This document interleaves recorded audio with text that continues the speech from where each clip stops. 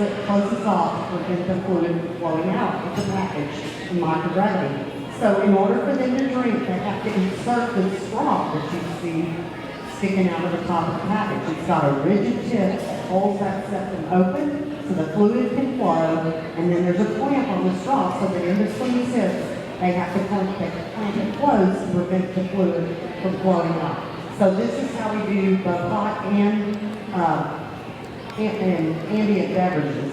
So for like coffees and teas, they have to tell us do they want sugar in it or do they want creamer in it, because you have to put all that in ahead of time, so all they're doing is adding the hot water on one. Next.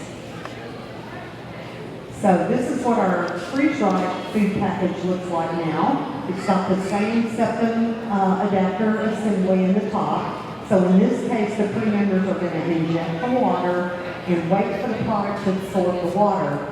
Once the product has absorbed the water, then they're able to cut the package open with their scissors and eat out of the package with a fork or a spoon, depending on the product. So you're depending on the wet product, the surface tension of that wet product, to cause it to stick to your utensil or to stick to the package.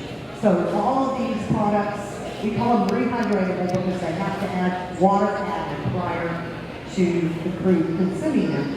Most all of these products are freeze-dried items that we make here in our lab at Johnson Space Center, but we do also package commercial cereals in this package.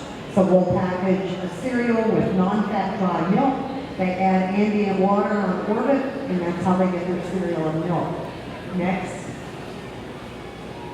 Thermostabilized food. I told you that early in the shuttle program we were flying the MREs and we were flying those.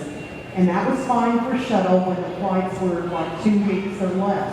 But when our crew members started staying for long duration in space, first we went to Mir and stayed there for like 4.5 months. Now on the International Space Station, the plan at first was 4.5 months, but now over the years we've expanded out to 6 months. Now we're starting to see crew members stay for a year on station. So the MREs we know are way too high in salt and fat for what we want for our crew members. Military needs that fat because they're feeding a pretty young crowd. Their typical soldiers can be 18 to 20 something years old, and so they're trying to make their food very calorically